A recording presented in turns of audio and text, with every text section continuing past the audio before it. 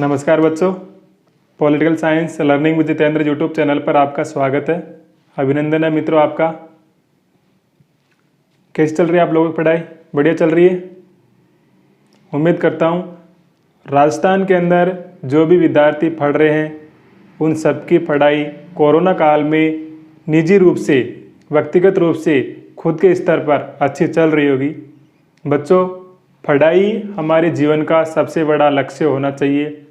एक विद्यार्थी होने के नाते, एक स्टूडेंट होने के नाते, छात्र होने के नाते हमारा प्रथम कर्तव्य बनता है पढ़ाई करना। उसके बाद में वो सब बातें करना जो फालतू की है। पहला हमारा लक्ष्य सिर्फ और सिर्फ पढ़ाई करना होना चाहिए। हमारा ध्यान हमारी पढ़ाई पर होना चाहिए। ठीक है, तो यहाँ पर हम क्या पढ़ रहे हैं? राजनीति विज्ञान, कक्षा 12 की राजनीति विज्ञान पढ़ रहे थे। और राजनीति विज्ञान के अंतर्गत आज हमने नया लेसन शुरू किया है, भारत का संविधान। भारत का संविधान के अंतर्गत भारतीय संविधान की विशेषताएं। ठीक है बच्चों, लेकिन इससे पहले मैं आपसे रिक्वेस्ट करना चाहूँगा, निवेदन करना चाहूँगा कि यदि आपने अभी तक हमारे चैनल को सब्सक्राइब नहीं किया है तो सब्सक्राइब कर लेना, ताकि इससे फ़ायदा ये होता है बच्चों कि यहाँ से जो भी वीडियो अपलोड किए जाते हैं उन वीडियो का नोटिफिकेशन आपको तुरंत प्राप्त हो जाता है, जिससे कि आपकी कोई क्लास स्किप नहीं होती है।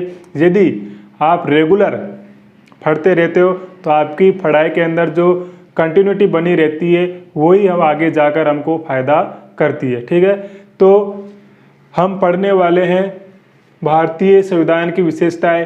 पहले हम चर्चा करना चाहें कि संविधान कहते किसे हैं।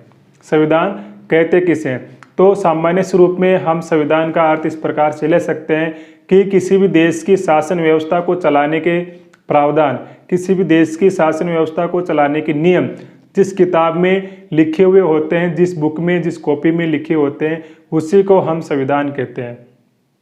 ठीक है, ये संविधान दो प्रकार के हो सकते हैं, लेकिन लिखित भी होते हैं, अलिखित भी होते हैं। जैसे लिखित की बात करें तो अमेरिका का संविधान, अमेरिका का संविधान विश्व का प्रथम लिखित संविधान माना जाता है। उसके बाद में भारत का भी लिखित संविधान है। और अलिखित संविधान की बात करें तो ब्रिटेन का संविधान अलिखित संविधान है।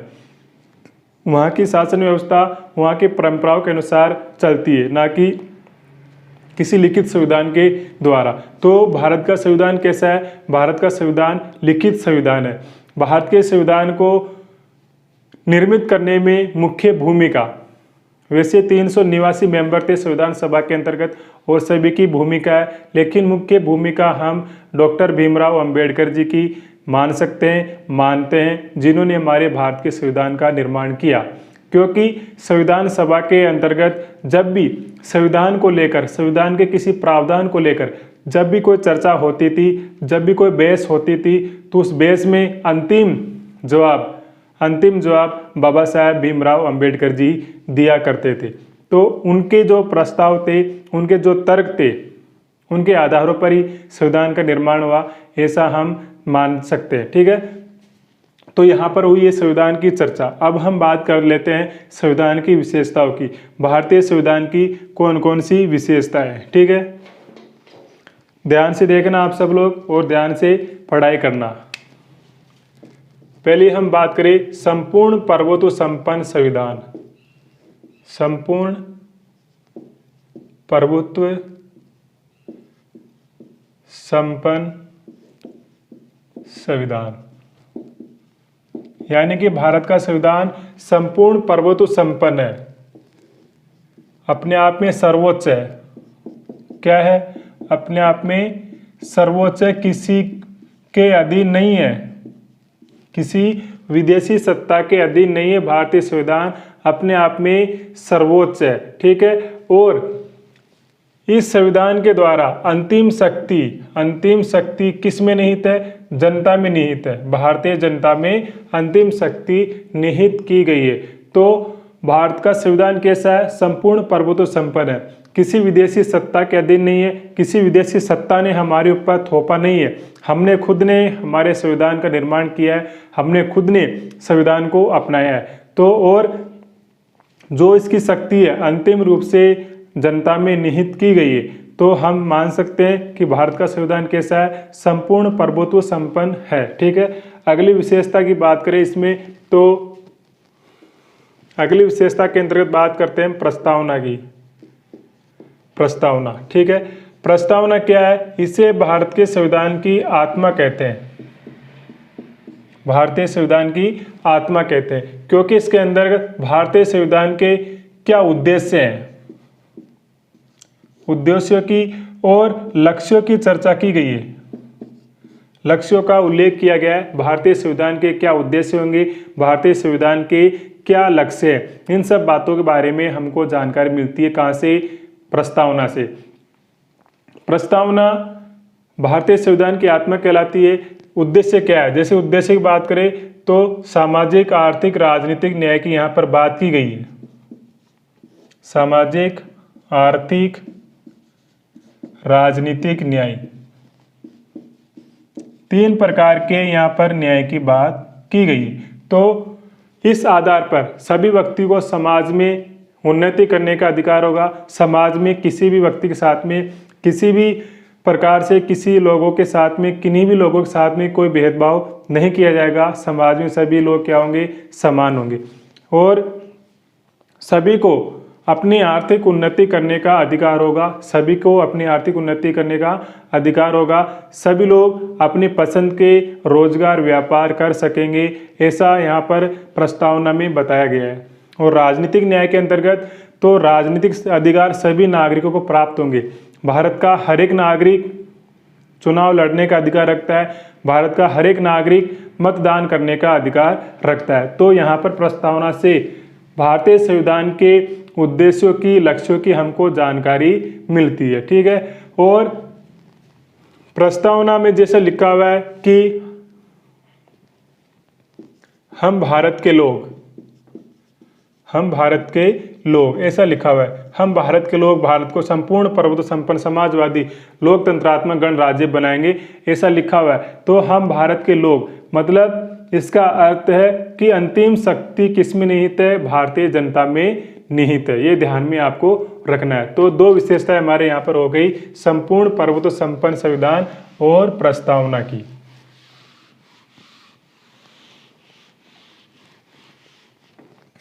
और बात करें हम क्या विशेषता है भारतीय संविधान की, तो विश्व का सबसे लंबा संविधान, विश्व का सबसे लंबा संविधान, विश्व का सबसे लंबा संविधान, विश्व का सबसे बड़ा संविधान माना जाता है भारत का संविधान। मूल रूप से जो हमारा संविधान था उसके अंदर 395 अनुच्छेद थे और 22 भाग थे और 8 अनुसूचियां थी, 8 अनुसूचियां थी। ठीक है, 395 अनुच्छेद, 22 भाग, 8 अनुसूचियां थी। और वर्तमान की बात करें, वर्तमान में 465 प्लस इसके अंदर अनुच्छेद है और 22 तो भाग तो 22 ही है। ठीक है, लेकिन अनुसूचियां कितनी हो गई है, 12 अनुसूचियां कर दी गई है। ठीक है, यहाँ पर हम अनुसूचियों की बात करें तो 9, 10, 11 और 12 ये 4 अनुसूचियां नई जोड़ी गई है। ये जो 9वीं अनुसूची है ये पहले संविधान संशोधन 1951 के द्वारा जोड़ी गई थी। इसके अंदर उन कानूनों का प्रावधान किया गया है जिनको न्यायपालिका में चुनौती नहीं दी जा सकती, न्यायपालिका में चुनौती नहीं दी जा सकती। लेकिन केशवानंद भारती करके एक वाद हुआ था, उसके अंतर्गत सुप्रीम कोर्ट ने यह कहा कि 24 अप्रैल 1973 के बाद में 9वीं अनुसूची में जो भी विषय शामिल किए जाएंगे उन विषय को न्यायालय में चुनौती दी जा सकती है। और यदि वो कानून, वो विषय संविधान का उल्लंघन करते हैं तो न्यायपालिका उनको अवैध घोषित कर सकती है, शून्य घोषित कर सकती है। वैसे ध्यान में रखना, 9वीं अनुसूची के विषय को न्यायालय में चुनौती नहीं दे सकते, ऐसा हम पढ़ते आए हैं और हमको पढ़ाते रहे हैं। लेकिन ये ध्यान में रखना आपको कि 9वीं अनुसूची के विषय को न्यायपालिका में चुनौती दी जा सकती है, लेकिन कब के विषय, कब के कानून? वो कानून जो 24 अप्रैल 1973 के बाद में 9वीं अनुसूची में शामिल किए गए।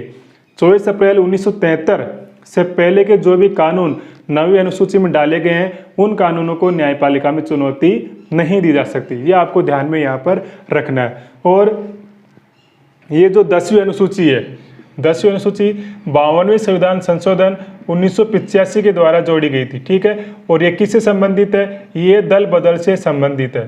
किससे? दल बदल से। यानी कि कोई भी, जैसे बीजेपी से चुनाव लड़ने वाला उम्मीदवार चुनाव जीतने के बाद में बिक जाता है या फिर अपने स्वार्थ के कारण, अपने किसी लालच के कारण किसी और पार्टी में मिल जाता है, तो दल बदल करता है इस आधार पर। तो इस दल बदल को रोकने के लिए ये 10वीं अनुसूची यहाँ पर जोड़ी गई थी। और 11वीं अनुसूची की बात करें तो ये 73वें संविधान संशोधन 1993 के द्वारा जोड़ी गई थी, ठीक है। 73वें संविधान संशोधन 1993 के द्वारा। इसमें ग्राम पंचायतों को संवैधानिक दर्जा दिया गया है, संवैधानिक दर्जा दिया गया है, ठीक है। और 12वीं की बात करें तो ये 74वें संविधान संशोधन 1993 के द्वारा जोड़ी गई थी। इसमें नगर पालिकाओं को संवैधानिक दर्जा दिया गया है। ये 4 अनुसूचियां नई जोड़ी गई है, ठीक है। और बात करें हम इधर से कि इसमें जो अंतिम संविधान संशोधन हुआ है हमारे संविधान में, कौन सा हुआ है? 104वां संविधान संशोधन। कौन सा? 104वां संविधान संशोधन। ये किससे संबंधित है बच्चों? ये संबंधित है एससी और एसटी का जो आरक्षण था, कहाँ पर? लोकसभा में और विधानसभाओं में। एससी और एसटी का जो आरक्षण था लोकसभा में और विधानसभा में, उनकी समय सीमा 25 जनवरी 2020 को समाप्त हो रही थी। उस समय सीमा को बढ़ा करके 104वें संविधान संशोधन के द्वारा 25 जनवरी 2030 तक के लिए कर दिया गया है। तो 104वां संविधान संशोधन एससी एसटी के आरक्षण से संबंधित था, जो आरक्षण उनको लोकसभा में और विधानसभाओं में मिला हुआ था। ये ध्यान में आपको यहाँ पर रखना है, ठीक है। यहाँ पर सब कुछ हो गया। हाँ, और ये इतना बड़ा भारत का संविधान है, यानी कि विश्व का सबसे लंबा संविधान है। इसी आधार पर कहा जाता है विश्व के किसी भी देश के संविधान में, जो भी लिखित संविधान है, वहाँ पर किसी भी देश के संविधान में इतने प्रावधान नहीं कर रखे हैं, इतने अनुच्छेद नहीं है। यहाँ पर हम बात करें कि विश्व का सबसे पहला लिखित संविधान है अमेरिका का। यहाँ से दिख रहा है कि नहीं दिख रहा है पता नहीं, थोड़ा सा यहाँ से मैं इसको डिलीट कर देता हूँ। विश्व का प्रथम लिखित संविधान माना जाता है अमेरिका का। कहाँ का? अमेरिका का। इस यहाँ पर अमेरिका का जो संविधान है, इस संविधान में भी ओनली 7 अनुच्छेद है। कितने अनुच्छेद? 7 अनुच्छेद। और हम कनाडा की बात करें तो कनाडा के संविधान में भी ओनली 147 आर्टिकल है। कितने? 147। देखो, अमेरिका इतना बड़ा जो देश है, समृद्धशाली देश है, उसके संविधान में ओनली 7 अनुच्छेद है और कनाडा में 147। और भारत के संविधान में 395 मूल रूप से, वर्तमान की बात करें तो 465 के प्लस और 12 अनुसूचियाँ। इतना बड़ा संविधान है भारत का। इसी आधार पर कहा जाता है कि भारत का संविधान विश्व का सबसे बड़ा संविधान है, ध्यान में रखना है। और इसी आधार पर हमारे संविधान सभा के एक सदस्य थे हरि विष्णु कामत ने कहा था कि हमें इस बात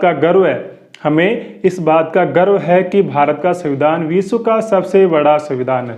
किसने कहा था? हरि विष्णु कामत ने। कौन थे हरि विष्णु कामत? संविधान सभा के ये एक सदस्य थे, मेंबर थे, ठीक है। तो यहाँ पर आपको समझ में आया होगा कि भारत का संविधान विश्व का सबसे बड़ा संविधान किस प्रकार से है और क्या क्या विशेषताएं भारतीय संविधान की हम आगे डिस्कस करते हैं।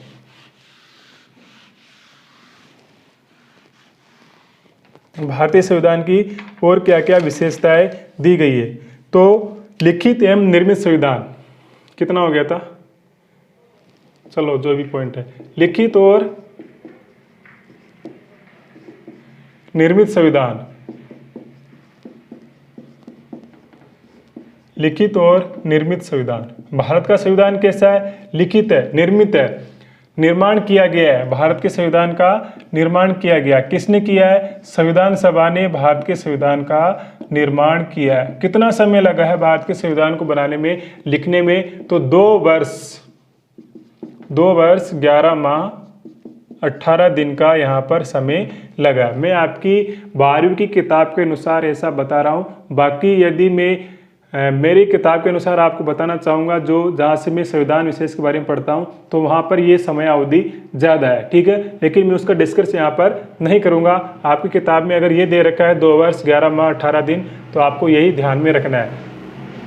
और उस समय पर इसको बनाने में जो खर्चा आया था, खर्चा कितना आया था? 64 लाख रुपए के करीब, 64 लाख रुपए के करीब लगभग वहाँ पर यहाँ पर खर्चा हुआ था संविधान को बनाने में। तो भारत का संविधान लिखित भी है, निर्मित भी है। भारत की संविधान सभा ने भारतीय संविधान का निर्माण किया है, ठीक है। ये भारतीय संविधान की विशेषता हो गई। एक और संविधान की विशेषता हम देख लेते हैं, संसदीय व्यवस्था, संसदीय शासन व्यवस्था।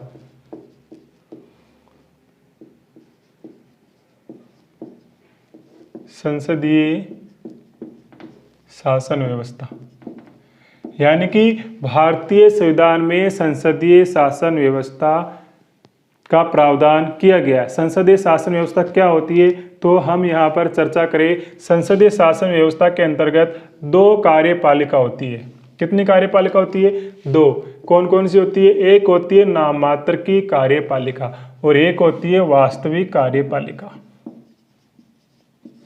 यहाँ पर नाम मात्र की बात करें तो यहाँ पर राष्ट्रपति महोदय होते हैं। ये नाम मात्र के संवैधानिक प्रमुख होते हैं, सरकार के संवैधानिक प्रमुख। जबकि यहाँ पर वास्तविक कार्यपालिका की बात करें तो यहाँ पर वास्तविक कार्यपालिका में, यहाँ पर कार्यपालिका में वास्तविक जो है वो कौन होती है? मंत्रिपरिषद होती है। कौन होती है? मंत्रिपरिषद। और ये मंत्रिपरिषद सामूहिक रूप से लोकसभा के प्रति उत्तरदायी होती है। किसके प्रति? लोकसभा के प्रति। और मंत्रिपरिषद जब तक शासन में बनी रहती है तब तक सरकार में बनी रहती है जब तक उसको लोकसभा में बहुमत प्राप्त है। यदि उसको लोकसभा में बहुमत प्राप्त नहीं होगा तो वो सत्ता में नहीं रह सकती, सरकार में नहीं रह सकती। और ये अपने कार्यों के लिए संसद के प्रति सामूहिक रूप से उत्तरदायी होती है। वास्तविक जो कार्यपालिका होती है वो, इसीलिए वास्तविक कार्यपालिका ही शासन की सारी शक्तियों का प्रयोग करती है। वैसे हमने शासन की सारी शक्तियां राष्ट्रपति को दे रखी है अनुच्छेद 53 के तहत, लेकिन उन सब शक्तियों का प्रयोग करता कौन है? वास्तविक कार्यपालिका अर्थात मंत्रिपरिषद।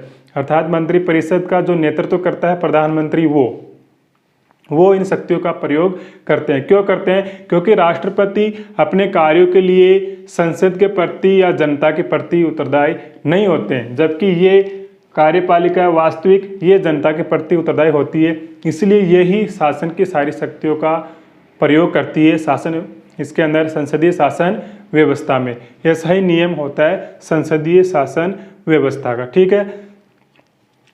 तो ये इस प्रकार से संसदीय शासन व्यवस्था की विशेषता भी भारतीय संविधान में पाई जाती है।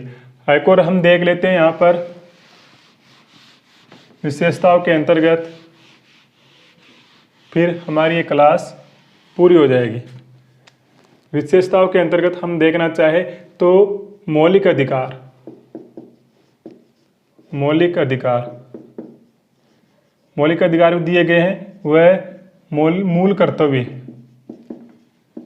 मौलिक अधिकार व मौलिक कर्तव्य, इन सब बातों का भी उल्लेख भारतीय संविधान में किया गया है। भारत में नागरिकों को मूल अधिकार दिए गए हैं, ठीक है। हमने पढ़ा भी है कि भारतीय संविधान के भाग 3 अनुच्छेद 12 से 35 में मूल अधिकारों का क्या किया गया है? उल्लेख किया गया है, प्रावधान किया गया है। और नागरिकों को 6 प्रकार के मूल अधिकार प्राप्त है हमारे यहाँ पर। कितने प्रकार के? 6 प्रकार के। कौन कौन से देखना चाहिए यहाँ पर? तो समानता का अधिकार, समानता का अधिकार अनुच्छेद 14 से 18 में, और स्वतंत्रता का अधिकार, स्वतंत्रता का अधिकार ये हम बात करें 1922 में, और शोषण के विरुद्ध अधिकार, शोषण के विरुद्ध अधिकार ये 23 से 24 में, और संस्कृति एवं शिक्षा संबंधी अधिकार,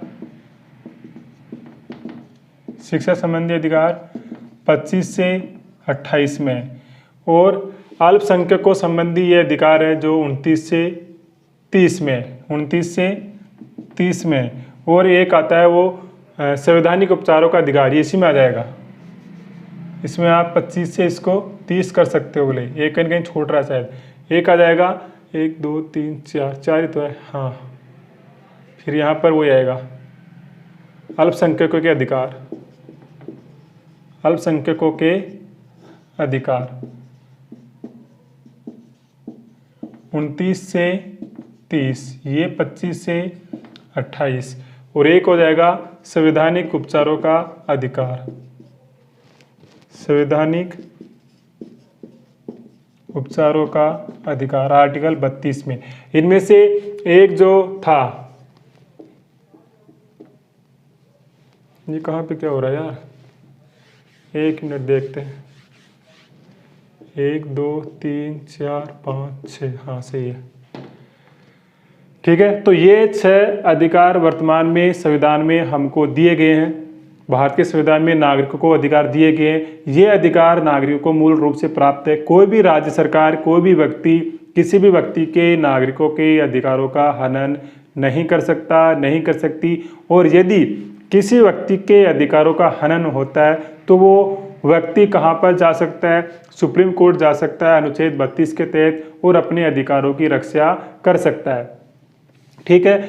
एक यहाँ पर जो संपत्ति का अधिकार था, 7 मूल संविधान में 7 मूल अधिकार थे, उसमें से संपत्ति का अधिकार था, उसको 44 संविधान संशोधन 1978 के द्वारा हटा करके अनुच्छेद 300 ए या फिर 300 क के अंतर्गत एक विधिक अधिकार बना दिया गया। विधिक अधिकार क्यों बनाया गया, इसकी चर्चा हमने कर ली है, यहाँ पर हम उसका डिस्कस नहीं करेंगे। बात करते हैं मूल कर्तव्य की, तो मूल कर्तव्य कहाँ से कहाँ तक है, भाग 4A में अनुच्छेद 51A में मूल कर्तव्यों की चर्चा की गई है। यानी हमने नागरिकों को अधिकार तो दे दिया, लेकिन नागरिकों के अधिकार तो है, इसके साथ में उनको उनके कुछ कर्तव्य भी होने चाहिए। वैसे संविधान में, मूल संविधान में कर्तव्यों को शामिल नहीं किया गया था, क्योंकि संविधान जो निर्माता थे उन्होंने ये सोचा कि नागरिकों को हमने अधिकार तो दे दिया, अब उनको ये बताने की आवश्यकता नहीं है कि तुम्हारे कर्तव्य क्या है।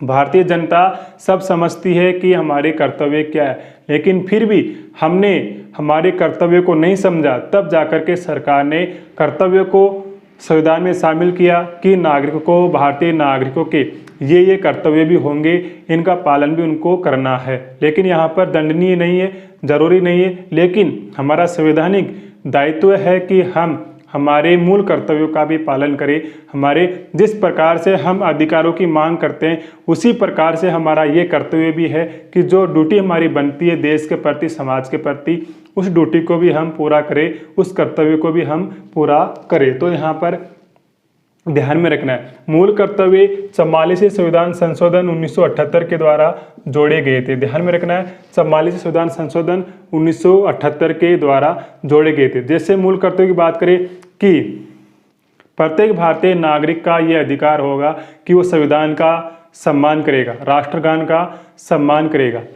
ऐसी प्रथाओं का त्याग करेगा जो महिलाओं के सम्मान के विरुद्ध हो, ठीक है, मनोवैज्ञानिक दृष्टिकोण का विकास करेगा, पर्यावरण की सुरक्षा करेगा, हिंसा से दूर रहेगा, और स्वतंत्रता के जो आंदोलन थे, जिनको जगाने वाले जो आदर्श थे, उन आदर्शों को अपने हृदय में सजाए रखेगा, हिंसा से दूर रहेगा, किसी प्रकार से सार्वजनिक संपत्ति को नुकसान नहीं करेगा।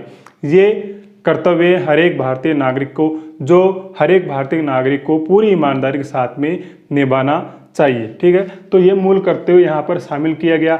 एक यदि मूल अधिकारों की बात करें हम तो अनुच्छेद 21A में प्रारंभिक शिक्षा को भी मूल अधिकार बनाया गया है 86वें संविधान संशोधन 2002 के द्वारा, जो कि 86वां संविधान संशोधन लागू कब हुआ था? अप्रैल 2010 में। कब लागू हुआ था? अप्रैल 2010 में। 86वां संविधान संशोधन अप्रैल 2010 में लागू हुआ था और हुआ कब था? 2002 में। तो ये आपको ध्यान में रखना है। ऐसे ही 86वें संविधान संशोधन के द्वारा एक मूल कर्तव्य पेरेंट्स का भी जोड़ा गया है, गार्जियंस का भी जोड़ा गया है कि वो अपने 6 से 14 वर्ष तक के जो बालक है उनको प्रारंभिक शिक्षा पूरी करवाएंगे, उनको प्रारंभिक शिक्षा देंगे, ये उनका कर्तव्य है। और यहाँ पर 6 से 14 वर्ष का जो बालक है उसका अधिकार है कि वो राज्य से भी अपनी प्राथमिक शिक्षा की मांग कर सके, और राज्य का भी ये ड्यूटी है, ये कर्तव्य है कि जो 6 से 14 वर्ष तक के बालक है उनको प्रारंभिक शिक्षा उपलब्ध करवाए। ठीक है, तो यहाँ पर आज की क्लास में हमने यहाँ तक डिस्कस कर लिया है कि भारतीय संविधान की विशेषताओं के अंतर्गत क्या क्या मुख्य चीज़ें हैं। इसके आगे हम और जो भारतीय संविधान की विशेषताएं बची है उन सब के बारे में डिस्कस करेंगे। और मुझे पूरी उम्मीद है बच्चों कि आपको यहाँ पर ये सब चीज़ें जो मैंने समझाई है, बताई है, आपको समझ में आई होगी। भारतीय संविधान के प्रति आपका दृष्टिकोण विकसित हो, आपकी समझ बढ़े, ऐसा मेरा सोचना है, मेरी उम्मीद है और मेरा प्रयास है कि हर एक भारतीय नागरिक को संविधान की जानकारी हो। ऐसा मैं सोचता हूँ, ऐसा मैं मानता हूँ, ऐसा मेरा विश्वास है कि हर एक भारतीय नागरिक को, चाहे वो किसी भी सब्जेक्ट को पढ़ने वाला हो, चाहे से साइंस पढ़ने वाला हो, चाहे से कि कोई भी सब्जेक्ट पढ़ने वाला हो, लेकिन उसको भारतीय संविधान की जानकारी होनी चाहिए। ठीक है बच्चों, तो यहाँ पर हम क्लास को समाप्त करते हैं यहीं पर। अगले वीडियो में नेक्स्ट क्लास में मिलेंगे एक नई जानकारी साथ में। तब तक के लिए जय हिंद, जय भारत, जय संविधान।